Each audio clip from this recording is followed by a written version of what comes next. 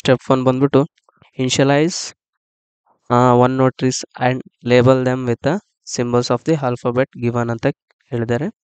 And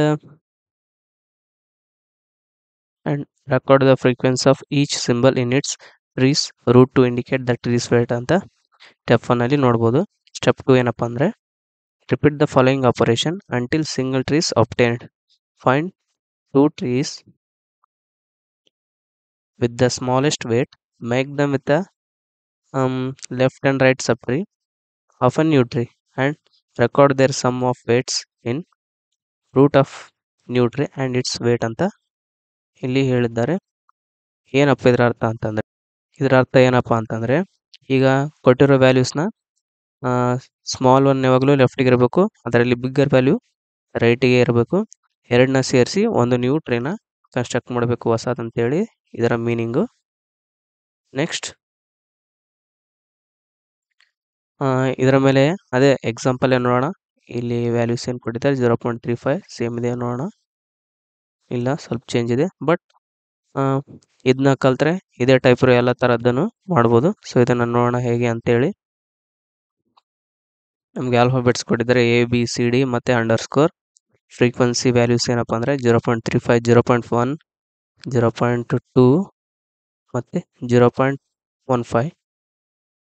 0.2 ಎರಡು ಸಲ repeat ಆಗಿದೆ. ಇಲ್ಲಿ ನೋಡ್ಬೋದು ನೀವು ಕೊಟ್ಟಿರೋ ವ್ಯಾಲ್ಯೂಸ್ನ ಅಂದರೆ ಅಸೆಂಡಿಂಗ್ ಆರ್ಡರ್ನಲ್ಲಿ ಫಸ್ಟ್ ಅಸೆಂಡಿಂಗ್ ಸ್ಟೆಪ್ 1 ಏನಪ್ಪ ಅಂದರೆ ಕೊಟ್ಟಿರೋ ವ್ಯಾಲ್ಯೂಸ್ನ ಅಸೆಂಡಿಂಗ್ ಆರ್ಡರ್ನಲ್ಲಿ ಅರೇಂಜ್ ಮಾಡ್ಕೋಬೇಕು. ನಂತರ ಈ ವ್ಯಾಲ್ಯೂಸ್ನ ಆಲ್ಫಾಬೆಟ್ಸ್ನ ಅದರ ಕೆಳಗಡೆನೆ ಬರ್ಕೋಬೇಕು. ಇಲ್ಲಿ ಸೇಮ್ ಈ ಥರ ಬಾಕ್ಸ್ ಸಪ್ರೇಟ್ ಫಸ್ಟ್ ಬರ್ಕೊಳ್ಳಿ ವಿತ್ ಅಸೆಂಡಿಂಗ್ ಆರ್ಡರ್. ನಂತರ ಫಸ್ಟ್ 2 ಅಂದರೆ ಲೆಫ್ಟ್ ಯಾವಾಗಲೂ ಸ್ಮಾಲೆಸ್ಟ್ ಇರಬೇಕು, ರೈಟ್ ಯಾವಾಗಲೂ ಬಿಗ್ ಇರ್ಬೇಕಂತ ರೂಲಲ್ಲಿ ನೋಡಿದ್ವಿ. ಸೊ ಇವೆರಡನ್ನ ಪ್ಲಸ್ ಮಾಡೋದು 0.1 ಪ್ಲಸ್ 0.15 ಈಕ್ವಲ್ ಟು ಏನಾಗುತ್ತೆ 0.25 ಆಗುತ್ತೆ. ಇಲ್ಲಿದೆ ನೋಡಿ 0.25 ಇಷ್ಟಾಗುತ್ತೆ. ನೆಕ್ಸ್ಟ್ ಅದನ್ನೇ ಈಗ 0.25 ಅಂತಲ್ಲ, ಇದು 0.2ಕಿಂತ ಜಾಸ್ತಿ, 0.2ಕಿಂತ ಜಾಸ್ತಿ, 0.35ಕಿಂತ ಕಮ್ಮಿ. ಸೊ ಅಸೆಂಡಿಂಗ್ ಆರ್ಡರ್ನಲ್ಲಿ ಮತ್ತೆ ಅರೇಂಜ್ ಮಾಡಬೇಕು. ಇರೋದೇ ಎರಡೇ ಸ್ಟೆಪ್ಪು. ಫಸ್ಟು ಅಸೆಂಡಿಂಗ್ ಆರ್ಡರ್ನಲ್ಲಿ ಅರೇಂಜ್ ಮಾಡೋದು, ನೆಕ್ಸ್ಟ್ ಅವೆರಡನ್ನ ಜಾಯಿನ್ ಮಾಡಿ ಟ್ರೀ ಕನ್ಸ್ಟ್ರಕ್ಟ್ ಮಾಡೋದು. ಇಷ್ಟೇ ಇದರ ಕಾನ್ಸೆಪ್ಟ್. ನೆಕ್ಸ್ಟ್ ನೋಡಿ ಇಲ್ಲಿ ನಾ ಹೇಳಿದಾಗೆ 0.2 ಸಣ್ಣದಿದೆಯಲ್ಲ ಅದಕ್ಕೆ ಫಸ್ಟ್ ಹಾಕೊಂಡ್ವಿ. ಆಮೇಲೆ 0.25 ಬಂದಿದೆ, ಅದರ ನೆಕ್ಸ್ಟ್ ಹಾಕ್ಕೊಳ್ಳಿ. 0.35 ಆ್ಯಸ್ ಇಟ್ ಈಸ್ ಹಂಗೆ ಬಿಡಿ, ಯಾಕೆಂದರೆ ದೊಡ್ಡದಿದೆ ಅದು. ಅಂದರೆ ಇನ್ಕ್ರೀಸಿಂಗ್ ಆರ್ಡ್ರಲ್ಲಿ ಇಟ್ಟಾಗ ಲಾಸ್ಟ್ ಒಂದೇ ಉಳಿಯುತ್ತೆ. ಸೊ ಫಸ್ಟ್ 2 ಕನ್ಸ್ಟ್ರಕ್ಟ್ ಮಾಡಿದಾಗ 0.4 ಸಿಗುತ್ತೆ ನಮಗೆ. ಈಗೇನಾಯಿತು, ಇವೆರಡಕ್ಕಿಂತ 0.4 ದೊಡ್ಡದಾಯಿತು. ಮತ್ತೆ ಅಸೆಂಡಿಂಗ್ ಆರ್ಡರ್ನಲ್ಲಿ ಇದನ್ನ ರಿಪ್ರೆಸೆಂಟ್ ಮಾಡಿರಿ. ಈಗ ನೋಡಿ 0.25 ಫಸ್ಟ್ ಇದು ಬಿಡಿ, ಇದಿಲ್ಲ, ಇದು ಲಾಸ್ಟಿಗೆ ನೋಡೋಣ. ಇಷ್ಟು 0.25, 0.35, 0.4 ಇದನ್ನ ಅಸೆಂಡಿಂಗ್ ಆರ್ಡರಲ್ಲಿ ಈಗ ಅರೇಂಜ್ ಮಾಡಿವಿ. ಅಂದರೆ ಇಲ್ಲಿದೆಯಲ್ಲ ಇವು 3 ವ್ಯಾಲ್ಯೂಸ್ನಷ್ಟೇ ಅಸೆಂಡಿಂಗ್ ಆರ್ಡರ್ನಲ್ಲಿ ಅಂದರೆ ಅರೇಂಜ್ ಮಾಡಿವಿ. ಇದನ್ನು ಫಸ್ಟ್ 2 ವ್ಯಾಲ್ಯೂ 0.25, 0.35ನ ಕಂಬೈನ್ ಮಾಡಿದರೆ ನಮಗೆ 0.6 ಸಿಗುತ್ತೆ. ಸೊ ನಮಗೀಗ 2 ವ್ಯಾಲ್ಯೂ ಸಿಕ್ಕು. ವ್ಯಾಲ್ಯೂಸ್ ಯಾವಾಗಲೂ ಮಿನಿಮೈಸ್ ಆಗ್ತಾನೆ ಹೋಗುತ್ತೆ ಟ್ರೀ ಕನ್ಸ್ಟ್ರಕ್ಟ್ ಮಾಡಿ. ಸೊ ನೆಕ್ಸ್ಟ್ ಸ್ಟೆಪ್ ಬಂದ್ಬಿಟ್ಟು ಇದರಲ್ಲಿ ಸ್ಮಾಲ್ ಯಾವುದು 0.4 ಅದನ್ನ ಇಲ್ಲಿ ಅಸೆಂಡಿಂಗ್ ಆರ್ಡರ್ನಲ್ಲಿ ಹಾಕ್ಕೊಳ್ಳಿ. 0.6ನ 0.4 ನಂತರ ಆ್ಯಡ್ ಮಾಡ್ಕೊಳ್ಳಿ. ನೆಕ್ಸ್ಟ್ ಇವೆರಡನ್ನ ಜಾಯಿನ್ ಮಾಡಿ 0.4 ಪ್ಲಸ್ 0.6 ಎಷ್ಟಾಗುತ್ತೆ 1.0 ಆಗುತ್ತೆ. ಸೊ ಇದಾಗಿತ್ತು ನಮ್ಮ ಟ್ರೀ. ಸೊ ಈ ಥರ ನಾವು ಟ್ರೀನ ಕನ್ಸ್ಟ್ರಕ್ಟ್ ಮಾಡ್ಬೋದು. ಲಾಸ್ಟಿಗೆ ಈಗ ಎನ್ಕೋಡ್ ಮತ್ತು ಡಿಕೋಡ್ ಇಲ್ಲಿ ನೋಡಿ ಕ್ವಶನಲ್ಲಿ ಏನು ಕೇಳಿದ್ದಾನಪ್ಪ ಅಂತಂದರೆ ಎನ್ಕೋಡ್ ABCD ಈ ಥರ ಕೇಳಿದ್ದಾನೆ. ಸೊ ನೋಡೋಣ ಹೇಗಪ್ಪ ಅಂತಂದರೆ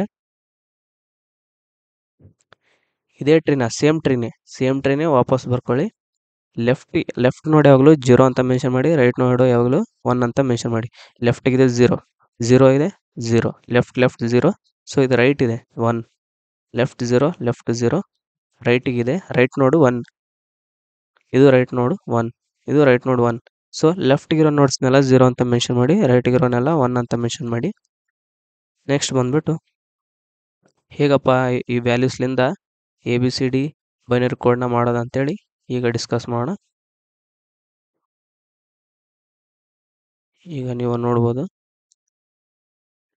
ನಮಗೆ ಈಗ ಸಿ ಬೇಕು. ಸಿ ಬೇಕಂದ್ರೆ ಎಷ್ಟಾಗುತ್ತೆ? 0 ಮತ್ತು 0. 0 ಮತ್ತು 0 ಬೈನರಿ ಇವೆರಡು ಕೋಡ್ಲಿಂದ ನಾವು ಸಿ ಬರ್ಸ್ಬೋದು. ಇಲ್ಲಿ ನೋಡಿ 0 ಮತ್ತು 0, ಅದಕ್ಕೆ ಸಿ ಇದೆ. ನೆಕ್ಸ್ಟ್ ಡಿ ಬಂದ್ಬಿಟ್ಟು 0 1 ಇದೆ. 0 1 ಇಲ್ಲಿದೆ ನೋಡಿ, 0 1 ಡಿ. ನೆಕ್ಸ್ಟ್ ನಮಗೆ ಬಿ ಬೇಕು. 1 ಇದೆ, 0 ಇದೆ, 0 ಇದೆ, ಅಂದರೆ 1 0 0 0 1 0 0. ಸೊ ಬಿ ವ್ಯಾಲ್ಯೂ ಬಂದ್ಬಿಟ್ಟು 1 0 0 ಸಿಕ್ತು. ನೆಕ್ಸ್ಟ್ ಎ ವ್ಯಾಲ್ಯೂ ನೋಡೋಣ. 1 ಹಾಗೆ 1 ಇದೆ. ಸೊ 1 1 1 1 ಬಂದ್ಬಿಟ್ಟು ಎನ ವ್ಯಾಲ್ಯೂ ಕೋಡು, ಅಂದರೆ ಬೈನರಿ ಕೋಡು. ನೆಕ್ಸ್ಟ್ ನಮಗೆ ಬೇಕಾಗಿದ್ದು ಅಂಡರ್ಸ್ಕೋರ್ನ ವ್ಯಾಲ್ಯೂ. ಹೇಗಪ್ಪ ಅಂತಂದರೆ ಇಲ್ಲಿ 1 ಇದೆ, ಫಸ್ಟ್ ರೈಟ್ 1 ಇದೆ, ಆಮೇಲೆ 0 ಇದೆ, ಆಮೇಲೆ 1 ಇದೆ. 1 0 1 1 0 1 ಏನಪ್ಪ? ಅಂಡರ್ಸ್ಕೋರ್ನ ವ್ಯಾಲ್ಯೂ. ಸೊ ನಮಗೆ ಇವು ಕೋಡ್ ವರ್ಡ್ ಸಿಕ್ಕು. ಕೋಡ್ ವರ್ಡ್ ಸಿಕ್ಕ ನಂತರ ಹೇಗಪ್ಪ ಎನ್ ಕೋಡ್ ಮತ್ತು ಡಿ ಕೋಡ್ ಮೋಡ್ ಅಂತ ಹೇಳೋಣ. ಈಗ ಡಿ ಐ ಡಿ ಅಂತೇಳಿ ಒಂದು ಪ್ಯಾಟರ್ನ್ ಕೊಟ್ಟರೆ, ಡಿದು ಕೋಡ್ ಎಷ್ಟು? 0 1 ಇದೆ, 0 1 0 1. ನೆಕ್ಸ್ಟ್ ಎ ಕೋಡ್ ಇದೆ, 1 1 ಇದೆ, ಸೊ 1 1. ನೆಕ್ಸ್ಟ್ ಡಿ ಕೋಡ್ ಏನಿದೆ? 0 1 ಇದೆ, ಅದಕ್ಕೆ 0 1. ನೆಕ್ಸ್ಟ್ ಅವರು ಈ ಥರ ಆದ್ರೆ ಕೇಳ್ಬೋದು, ನಂತರ ಬರೀ ನಂಬರ್ಸ್ ಕೊಟ್ಟು ಲೆಟರ್ಸ್ ಆದರೂ ಕಂಡಿಡಿ ಅಂತ ಹೇಳ್ಬೋದು. ಈಗ 1 0 1 0 ಎಲ್ಲಿ ಕಾಣಿಸ್ತಾ ಇಲ್ಲ, ಆದರೆ ನಮಗೆ 1 0 0 ಕಾಣಿಸುತ್ತೆ. ಅದು ಯಾವುದು? ಬಿ. ಸೊ 1 0 0 ಬಿ ಅಂತ ಬರ್ಕೊಂಡು. ನೆಕ್ಸ್ಟ್ 3 ಕಂಪ್ಲೀಟ್ ಅದು. ಇವು ಬಿಟ್ಟು ಉಳ್ಕಿದ್ದು 4 ನಂಬರ್. 1 1 0 1 ಎಲ್ಲಿದೆ ನೋಡಿ, 1 1 ಇದೆ, 1 1 ಇದೆ, 1 1 ಇದೆ, 0 1 ಇದೆ, ಸಪ್ರೇಟ್ ಇದೆ. ಸೊ 1 1 ಬಂದ್ಬಿಟ್ಟು ಎ ಆಗುತ್ತೆ, 0 1 ಬಂದ್ಬಿಟ್ಟು ಡಿ ಆಗುತ್ತೆ. So 1 1 A 0 1 D. ಸೊ ನಾವು ಈ ಥರ ಮಾಡ್ಬೋದು. ಇಲ್ಲಿ ಕೆಳಗಡೆ ನೀವು ನೋಡ್ಬೋದು ಆವ್ರೇಜ್ ನಂಬರ್ ಆಫ್ ಸಿಂಬಲ್ಸ್, ಅಂದರೆ ಡಿ ಐ ಡಿದು ಆವ್ರೇಜ್ ನಂಬರ್ ಆಫ್ ಸಿಂಬಲ್ ಎಷ್ಟಿದೆ ಅಂತ ಹೇಗಪ್ಪ ಕ್ಯಾಲ್ಕುಲೇಟ್ ಮಾಡೋದಂದರೆ ಫಾರ್ಮುಲಾ ಇಲ್ಲಿದೆ ನೋಡಿ. ಫಾರ್ಮುಲಾ ಬಂದ್ಬಿಟ್ಟು ಇದು number of bits into frequency in code word. Number of bits ಎಷ್ಟಿದೆ? ಡಿಲಲ್ಲಿ 1 ಮತ್ತು 2 ಇದೆ. So 2 into 0.2 2 code word into 0.2. Number of bits 2 ಇದೆ, ಸೊ ಇಂಟು 0.2. ಅದರಂಗೆ ಎದು 2 ಇಂಟು 0.35.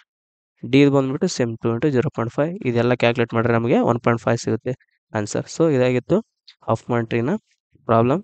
ಇದು ಎಕ್ಸಾಮ್ನಲ್ಲಿ ಸಹ ಜಾಸ್ತಿ ಸಲ ಕೇಳಿದ್ದಾರೆ, ಸೊ ಇಟ್ ಈಸ್ ಇಂಪಾರ್ಟೆಂಟ್. ಧನ್ಯವಾದಗಳು. ವಿಡಿಯೋ ನಿಮಗೆ ಇಷ್ಟ ಆದರೆ ಲೈಕ್, ಶೇರ್, ಕಮೆಂಟ್ ಹಾಗೂ ಸಬ್ಸ್ಕ್ರೈಬ್ ಮಾಡಿ.